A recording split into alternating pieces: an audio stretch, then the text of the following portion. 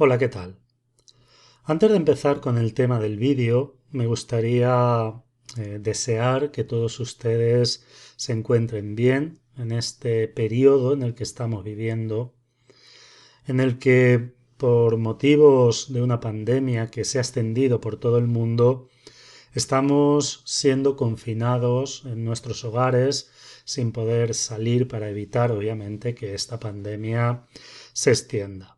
Esto obviamente ha traído una serie de cambios en nuestras vidas y ha traído una serie de experiencias que posiblemente la mayoría de nosotros no pensábamos vivir. Entonces, con la esperanza puesta en el día de mañana, con la esperanza puesta en que esto obviamente va a superarse, es como tenemos que enfrentar estos días y es mi deseo para todos ustedes que puedan pasar este periodo de la mejor forma posible, con la máxima serenidad y con la máxima tranquilidad dentro de las circunstancias por las que cada uno tengamos que pasar. Dicho esto, voy a empezar con el tema del vídeo. Estamos en la sección Jesús, Cristianismo y Espiritismo y vamos a hablar del surgimiento del cristianismo. Ya lo anuncié en vídeos anteriores y vamos a empezar ya así con la historia del cristianismo. Actualmente, cuando se hace dentro del movimiento espírita la pregunta ¿es el espiritismo cristiano?, vamos a encontrar dos respuestas. Porque este es un tema polémico, pero no solo es un tema polémico, sino que es un tema que ha generado división en el movimiento espírita. Y cuando hay un tema polémico, y sobre todo si este tema polémico genera división, creo que es bastante coherente con el sentir espírita buscar posibles soluciones.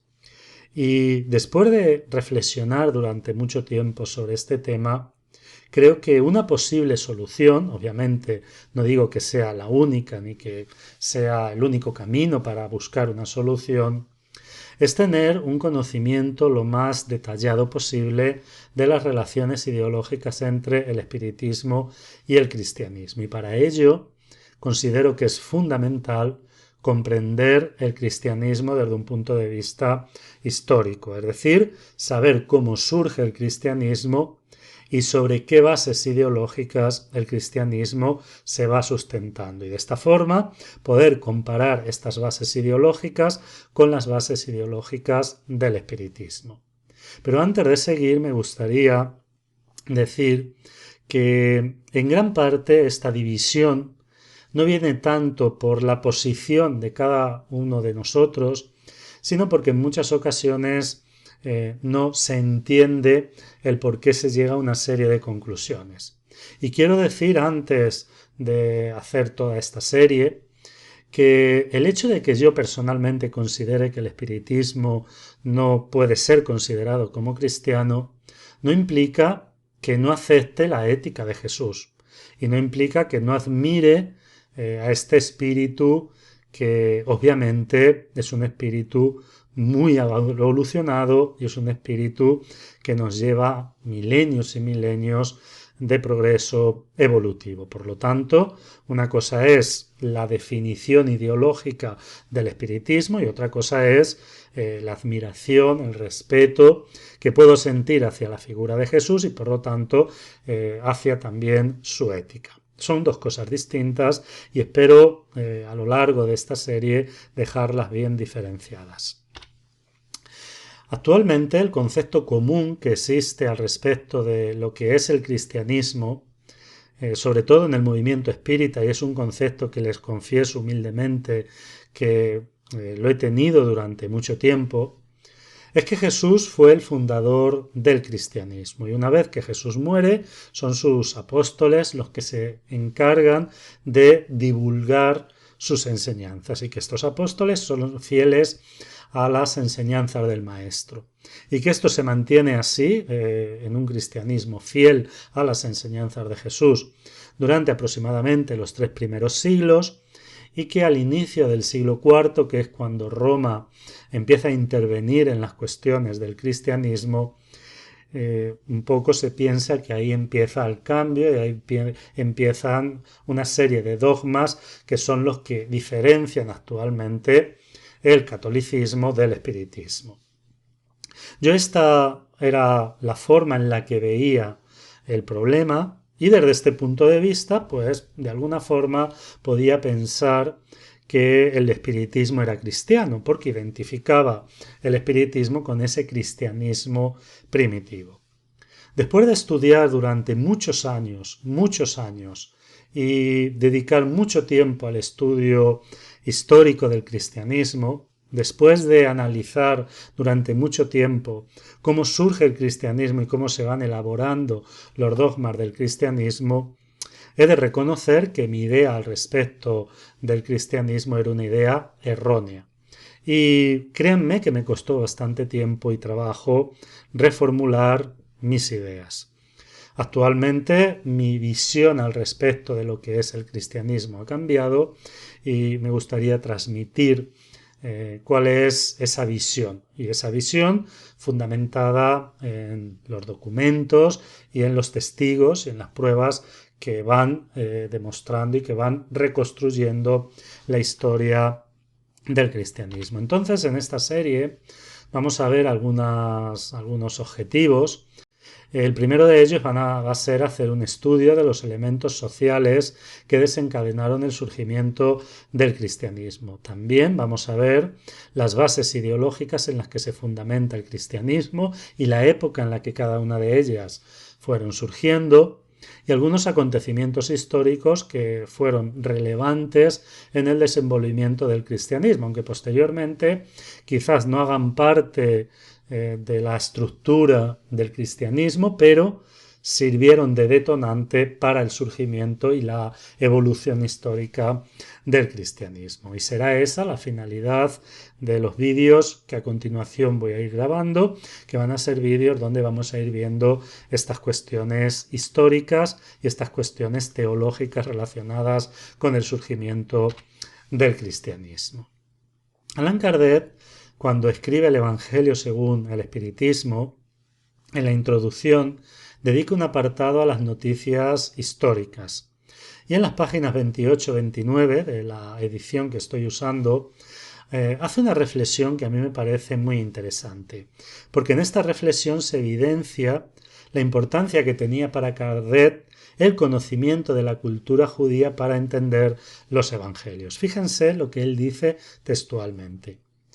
Para comprender adecuadamente ciertos pasajes de los evangelios, es necesario conocer el valor de diversas palabras que a menudo se emplean en ellos y que caracterizan el estado de las costumbres y la sociedad judía de aquella época. Como para nosotros esas palabras no tienen el mismo sentido, muchas veces han sido mal interpretadas, lo que ha generado una especie de incertidumbre. La incomprensión de su significado explica además el sentido verdadero de ciertas máximas que a primera vista parecen ininteligibles. Fíjense cómo Allan Kardec reconoce de la importancia de comprender ciertas palabras y ciertas estructuras sociales en la época de Jesús. A partir de este texto, Allan Kardec empieza a describir los diferentes grupos sociales y religiosos de la época de Jesús y de la tierra de Israel. Por eso, para el propio Allan Kardec es muy importante ese conocimiento. En este vídeo, como han podido ver al inicio, vamos a hablar de la esperanza mesiánica del pueblo de Israel. En primer lugar, Jesús nace, como todos sabemos, en el pueblo de Israel, y en la época de Jesús existían unas connotaciones culturales vinculadas a la esperanza mesiánica muy importantes que es necesario conocer. Aunque ya lo hemos visto, es necesario recordar que la palabra Mesías es sinónimo de Cristo. Mesías sería en hebreo, Cristo en griego, de la misma forma que mesianismo sería igual que cristianismo. Mesianismo en hebreo, cristianismo en griego. Luego, si estamos hablando de que Jesús es el Cristo y estamos hablando del cristianismo, es indudable que hay que hablar de la esperanza mesiánica del pueblo de Israel. Y para entender la esperanza mesiánica del pueblo de Israel hay que hacer un pequeño repaso a la historia del pueblo de Israel, fundamentalmente en los últimos 700 años anteriores a la era común. Vamos a empezar por el año 722, anterior a la era común, en el cual la tierra de Israel estaba dividida en dos reinos. Es muy importante esta división por lo que luego va pasando. En la parte norte tenemos el reino de Israel o reino del norte, donde estaban 10 de las 12 tribus en las que se dividía el pueblo de Israel. Y en la parte sur tenemos el reino de Judá o el reino del sur, donde estaban las dos tribus restantes. Esto es muy importante para lo que vamos a ver a continuación. Nos vamos a ir a este año, al año 722. En el año 722, el imperio asirio, que había crecido mucho, se había extendido por toda esta zona, conquista la tierra de Israel, pero conquista solamente el reino del norte. Y hace algo que es muy importante para el futuro del judaísmo y para el futuro de la tierra de Israel. Es que deporta a gran parte de la población del reino del norte a tierras asirias. De esta forma evitaba el surgimiento de levantamientos, de revueltas, porque una vez que esta tierra en esta tierra ya no viven aquellos que son originarios, aquellos que están asentados en esta tierra, pues se evita que haya revueltas en contra de los conquistadores. Y esto lleva a la desaparición histórica de las 10 tribus del norte. De las 12 tribus de la tierra de Israel, desaparecen con la conquista del imperio asirio 10 de esas 12 tribus. Vamos a avanzar un poco en el tiempo y vamos a llegar al año 586. En el año 586 el imperio de Babilonia conquista el reino del sur. Esto empieza antes porque ya en el 597 hubo una primera deportación, pero es en el 586 donde el imperio de Babilonia ya destruye el templo. Y esto es algo muy importante para el pueblo judío porque encontraban en el templo su identidad religiosa. Y además de la destrucción del templo, hacen lo mismo que los asirios, deportan a parte de la población a tierras de Babilonia. Realmente en esta deportación lo que se hizo fue llevarse para esa tierra a la florinata de la sociedad.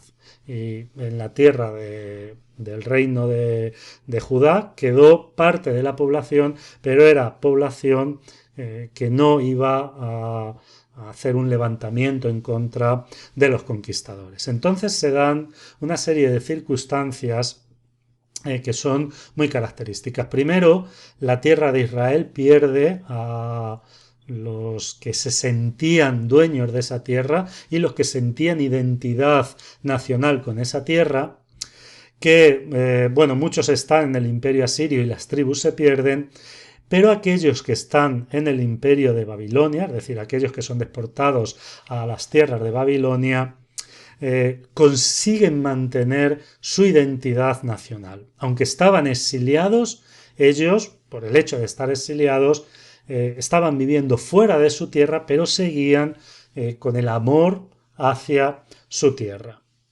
Este exilio de Babilonia es muy importante, es tan importante que hay autores que piensan que parte de las escrituras se redactaron en el exilio de Babilonia. Cuando muchos sabios que fueron exiliados a la tierra de Babilonia analizaron la situación, vieron que la cultura judía podía peligrar y decidieron escribir toda la tradición, todas las leyendas de la cultura judía, y esto daría lugar a lo que hoy conocemos como el Antiguo Testamento, o parte, por supuesto, del Antiguo Testamento. Es una hipótesis bastante aceptada actualmente. Entonces, en esta deportación o este exilio a la tierra de Babilonia, aunque no estaban en Israel, los que estaban exiliados en Babilonia seguían manteniendo su identidad nacional y su amor por la tierra de Israel. Vamos a dejar que pase un poquito más el tiempo y vamos a llegar al año 536, 50 años después de ese exilio importante a las tierras de Babilonia, y en ese año el imperio persa conquista la tierra de Babilonia y se da un acontecimiento que es muy importante, y es que el imperio persa permite que aquellos judíos que están exiliados en Babilonia puedan retornar a su tierra. Entonces, con el imperio persa hay un retorno de parte de aquellos que estaban exiliados en Babilonia. Esto va a permitir que se puedan nuevamente asentar en su tierra, y el imperio persa va a permitir una libertad religiosa a aquellos judíos que vuelven. Y ese periodo es muy importante, porque además de permitir la libertad religiosa, el imperio persa ayuda en la construcción del templo y va a empezar lo que se designa con el nombre del periodo del segundo templo, del judaísmo del segundo templo, que es muy importante porque es el judaísmo que conoció Jesús. En este periodo de reinado persa, en la tierra de Israel, se va a asentar profundamente la idea monoteísta, que ya existía en el pueblo de Israel, pero no estaba consolidada, y en este periodo se consolida. Se consolidan las escrituras sagradas. En este periodo de dominio persa también se va a rendir culto al Sabbat. También se van a instaurar las normas y los preceptos del judaísmo que va a conocer Jesús. También se va a incluir la obligatoriedad de la lectura de los textos sagrados al menos una vez por semana. Es decir, el judaísmo que conoció Jesús se va a gestar fundamentalmente en este periodo persa. Por lo tanto, es un periodo muy importante para la historia del pueblo de Israel. Este periodo dura hasta que en el año 332, seguimos siempre antes de nuestra era, Alejandro Magno conquista la tierra de Israel. Y eso va a traer problemas a la tierra de Israel, porque la cultura griega era muy distinta a la cultura judía. Y Alejandro Magno se propuso la helenización de la zona, es decir, llevar la cultura griega a las zonas que iba conquistando. Por lo tanto, se produce una serie de conflictos, una serie de choques, y quizás el más grande, el más destacado, es el que posteriormente va a producir la revuelta de los macabeos. Pero bueno, lo importante es que en la tierra de Israel, después de la conquista griega, empieza a haber una serie de conflictos entre griegos y judíos. También en esta época, y esto es algo muy importante, se elabora la que se conoce como la Septuaginta. La Septuaginta es la Biblia de los 70, que consiste en la traducción al griego de las escrituras sagradas del pueblo judío. Por lo tanto, hay también una traducción al griego de estas escrituras sagradas. Y esto para el cristianismo es fundamental, porque todas las obras del Nuevo Testamento toman como base textual la Septuaginta, es decir, toman como base textual la traducción al griego de las escrituras judías. Y esto es muy importante a la hora de entender ciertos aspectos del cristianismo. Seguimos un poquito más adelante y ahora va a ser Roma, esa potencia inmensa, la que va a conquistar la tierra de Israel. Aunque va a permitir una cierta libertad religiosa, políticamente Israel va a estar subordinada a Roma y por lo tanto pues va a tener que cumplir con una serie de concesiones a Roma y por lo tanto va a tener que pagar impuestos y va a tener que vivir sometida a Roma. Esto es, muy rápidamente y de una forma muy superficial, los acontecimientos importantes que se dan en la tierra de Israel en esos 700 años anteriores a nuestra era. ¿Por qué hemos hecho esta rápida mención? Porque para conocer y entender el estado mental y cultural de los contemporáneos de Jesús al respecto de la esperanza mesiánica, hay que entender estos acontecimientos que había tenido el pueblo de Israel. Es necesario considerar que el pueblo de Israel se consideraba a sí mismo como el pueblo de Dios, el pueblo que había elegido Dios, el pueblo al que más amaba Dios. Entonces es natural que después de estos 700 años en los que constantemente habían sufrido conquista tras conquista, en la que prácticamente el pueblo desaparece, en la que se pierde la identidad nacional, religiosa, cultural en varias ocasiones, y en la que se vive sometido a las exigencias de los conquistadores, el pueblo de Israel, decíamos, se pregunta el porqué de estos acontecimientos. ¿Por qué si ellos son el pueblo elegido por Dios, Dios ha permitido todo esto? Dentro del judaísmo había algunos pecados que eran los más graves, por ejemplo, el adulterio, y uno de ellos era la idolatría. Entonces se pensaba que Dios no había abandonado a su pueblo, pero que su pueblo había abandonado a Dios al caer en prácticas idólatras. Pero claro, ya estábamos en el siglo I de nuestra era, ya habían pasado 700 años de castigo de Dios, ya habían pasado 700 años en los que el pueblo hebreo había expiado su culpa de idolatría, y empezó a haber un sentimiento de que Dios no los abandonaría y que en determinado momento de la historia enviaría un Mesías que liberaría o libertaría a la tierra de Israel.